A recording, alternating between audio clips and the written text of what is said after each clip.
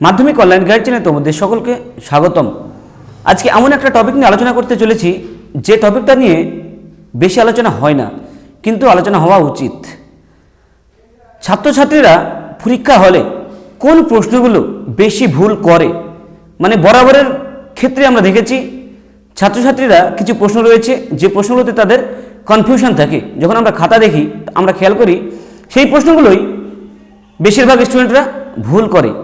এবার সেইগুলো এবার যারা মাধ্যমিক দেবে 2025 সালে তারা অবশ্যই দেখে যাও ভৌতবিজ্ঞান বিষয়ে সেই ভুলগুলো যেন তোমাদের কোনোভাবেই না হয়।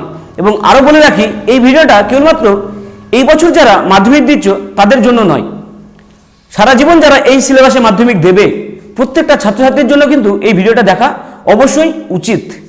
আমরা কীভাবে ব্রেকডাউন করেছি প্রত্যেকটা চ্যাপ্টার ওয়াইজ ছাত্রছাত্রীরা কোন প্রশ্নগুলোতে ভুল করে সেগুলো কিন্তু আমরা আলোচনা করব। তাহলে প্রথম চ্যাপ্টার দেখো, পরিবেশের জন্য ভাবনা।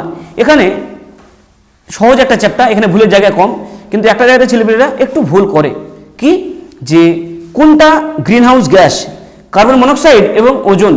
অনেকেই এখানে গুলিয়ে ফেলে। কার্বন মনোক্সাইড যেহেতু বিষাক্ত গ্যাস, অনেকে মনে করে এটা গ্রিনহাউস গ্যাসই হবে, কিন্তু অ্যাকচুয়ালি ওজোন গ্যাসটা কিন্তু greenhouse gas, carbon monoxide greenhouse gas নয়। এটা একটা কনফিউশনের বিষয় প্রথম চ্যাপ্টার থেকে। এবার দ্বিতীয় চ্যাপ্টার, অর্থাৎ গ্যাসের আচরণ থেকে কি ভুল আসে, মানে ছেলেরা কি ভুল করে বা মেয়েরা কি ভুল করে। এখানে অনেকে চেষ্টা করে যে গ্রাফ রয়েছে, বয়েলের সূত্র বা চার্লসের সূত্রে যে এন্টিটিগুলো রয়েছে পি ভি টি, সেগুলো গ্রাফগুলো মুখস্থ করার চেষ্টা করে।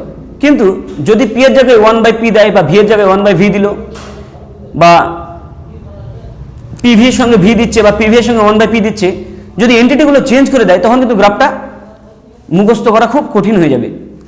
তাই বলছি গ্রাফ কখনোই তোমরা মুখস্থ করবে না। তোমরা সমীকরণটা দেখে নিলে, যদি বলি আমি বলের ক্ষেত্রে পিভি সমান কনস্ট্যান্ট, সেখানে তোমরা একটা কনস্ট্যান্ট মান নাও, যে পি এর একটা মান বসাও, ভি এর একটা মান বসাও, দুটোর গুণফল যেন কে এর সাথে সমান হয় প্রত্যেকটা ক্ষেত্রে।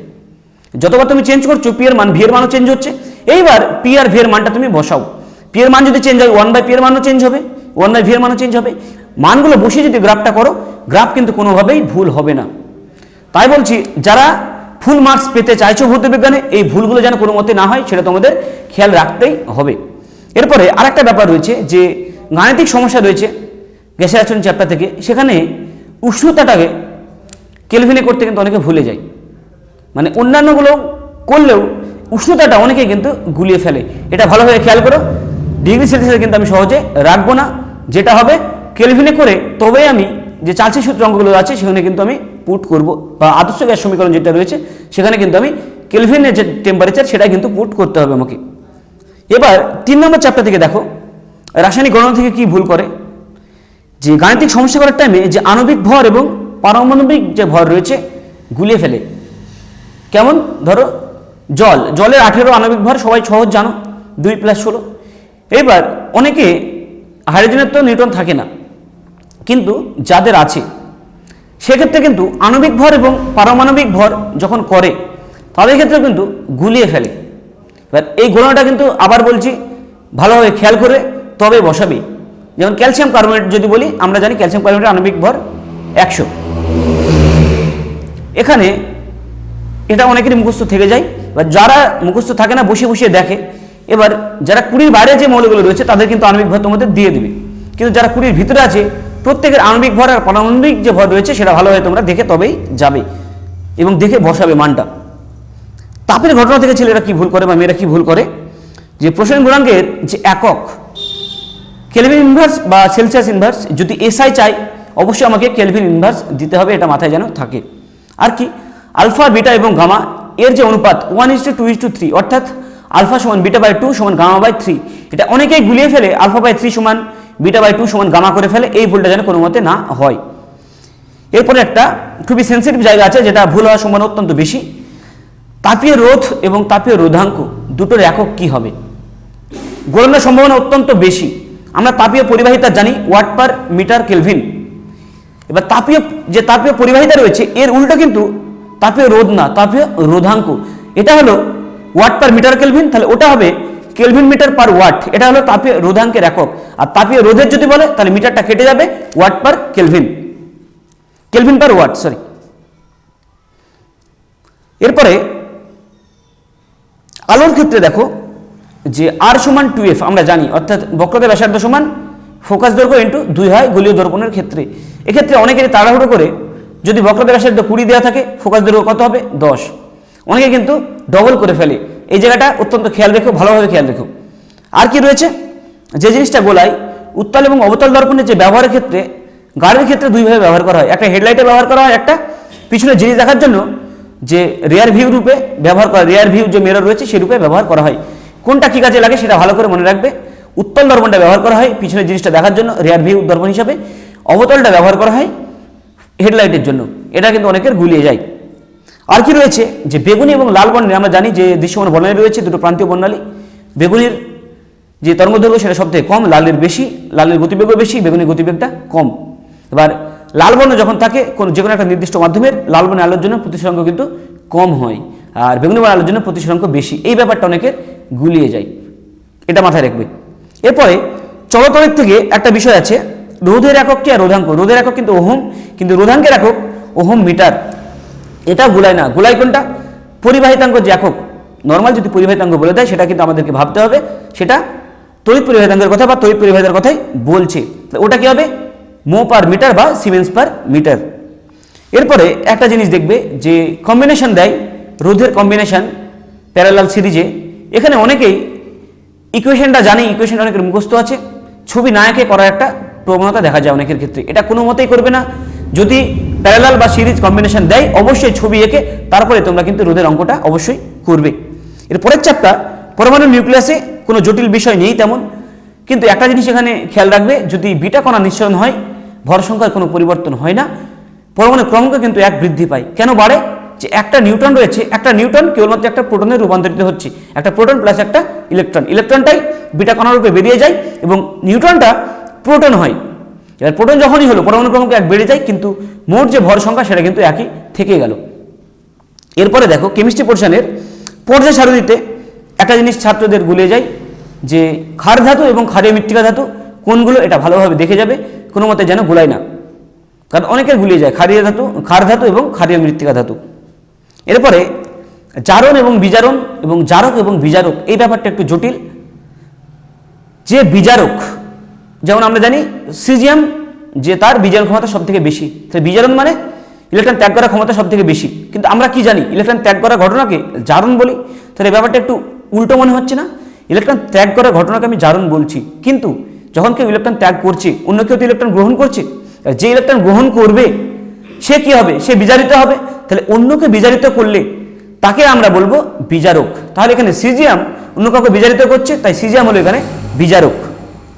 এরপরে আইনীয় এবং সমযোজী বন্ধন রয়েছে, এখান থেকে কিছু গোলায় কি না তড়িৎযোজী এবং সমযোজী যৌগ, এটা খেয়াল রাখবে। ধাতু থাকলে তার কিন্তু সেটাই তড়িৎযোজী যৌগ হবে, ধাতু না থাকলে সেটা সমযোজী যৌগ হবে। কিন্তু এখানে যেটা গোলায় সেটা হলো যে ধ্রুবীয় দ্রাবকে দ্রবীভূত হওয়ার যে প্রবণতা সেটা নিয়ে। আমরা নর্মালি জানি যে তড়িৎযোজী যৌগ ধ্রুবীয় দ্রাবকে দ্রবীভূত হয়। তাহলে আমি বলবো যে স্যার NaCl এবং চিনি একটা তড়িৎযোজী একটা সমযোজী, দুটোই তো জলে দ্রবীভূত হচ্ছে। হ্যাঁ, কিছু ব্যতিক্রম থাকে, যেমন চিনি সমযোজী হওয়া সত্ত্বেও কিন্তু ধ্রুবীয় দ্রাবকে দ্রবীভূত হয়। এটা মাথায় রাখবে, ধ্রুবীয় দ্রাবকে যারা তড়িৎযোজী তারা দ্রবীভূত হবে, অধ্রুবীয় দ্রাবকে যারা সমযোজী তারা দ্রবীভূত হওয়ার সম্ভাবনা বেশি। এরপরে আরেকটা জিনিস যেটা গোলায় ছেলেদের মানে গোলায় বলা ভুল হবে, এখানে প্রপারলি উত্তরটা করে আসে না। যে লুইস ডট গঠন যে আমাদের চিত্র দেয়, অনেকেই দুটো ছবি আঁকে, মানে 3টে পার্টে আমাকে এখানে ছবি আঁকতে হবে। প্রথম কি আসবে, যে নর্মাল দুটো পরমাণু, আমার যখন NaCl যদি আমরা বলি, তাহলে Na এবং Cl দুটো নর্মাল পরমাণু, বাইরের পক্ষে কটা ইলেকট্রন সেটা আমরা প্রথমটাতে আঁকলাম। নর্মাল একদম সিম্পল, কার কটা ইলেকট্রন আছে সেটা হলো প্রথম স্টেপ। দ্বিতীয় স্টেপে এখানে যেমন একটা ইলেকট্রন ত্যাগ করছে, একটা প্লাস হচ্ছে একটা মাইনাস হচ্ছে, কিন্তু সমযোজীর ক্ষেত্রে কি হয়, সমযোজী যৌগের যে লুইস ডট গঠন চিত্র সেখানে ছাত্রছাত্রীরা একটু গুলিয়ে যায়। কি গোলায় দেখো, যখন এখানে 3টে জিনিস তোমাদেরকে ফলো করতে হবে। প্রথম পয়েন্ট কি হবে, যে দুটো আমাকে পরমাণু দেবে সেই দুটো পরমাণু বাইরের কক্ষে কটা ইলেকট্রন আছে সেই মতো আমাকে দুটো পরমাণু পাশাপাশি নিয়ে আমাকে প্রথম যে ছবিটা সেটা আঁকতে হবে বা লিখতে হবে। তারপরেরটা আসবে কার্ডটাকে ব্যবহার করছে আমি গোল করে চিহ্ন করে দেব। তারপরে চিহ্নিত করার পরে 3 নম্বর যে পয়েন্ট আসবে, বন্ধনটা কীরকম তৈরি করছে। এক বন্ধন হলে একটা সিঙ্গেল দাগ হবে, দ্বিবন্ধন হলে ডবল বার, ত্রিবন্ধন হলে 3 নম্বর বার। তাহলে এটাও কিন্তু করতে হবে। লাস্টের পয়েন্টটা অনেকে এড়িয়ে যায়, তাহলে এখানে আমাকে 3টে পয়েন্টে কিন্তু আমাকে উল্লেখ করা উচিত, নাম্বার কাটতে পারবে না কোনো মতেই। এরপরে তড়িৎ প্রবাহ ও রাসায়নিক বিক্রিয়া থেকে কি গোলায়, যে তীব্র তড়িৎ বিশ্লেষ্য এবং মৃদু তড়িৎ বিশ্লেষ্য পদার্থ রূপে আমরা দেখেছি NaOH এবং KOH দুটো কিন্তু তীব্র তড়িৎ বিশ্লেষ্য পদার্থ, কিন্তু সোডিয়াম হাইড্রোক্সাইড বা পটাশিয়াম হাইড্রোক্সাইড তীব্র হলেও ক্যালসিয়াম হাইড্রোক্সাইড কিন্তু মৃদু তড়িৎ বিশ্লেষ্য, এটা মাথায় রাখবে। আর কি গোলায়, যে প্লাটিনাম তড়িৎদ্বারের সাহায্যে যখন আমরা জলের তড়িৎ বিশ্লেষণ করছি তখন ক্যাথোডে হাইড্রোজেন জমা হয়, অ্যানোডে অক্সিজেন জমা হচ্ছে। এবার এদের আয়তনের যে অনুপাত সেটা 2:1 হয়, কিন্তু যদি ভরের অনুপাত দেয় সেটা কিন্তু 2:1 যেহেতু, তাহলে 2:32, তাহলে এখানে 2 হলে 2 গুণিত 4,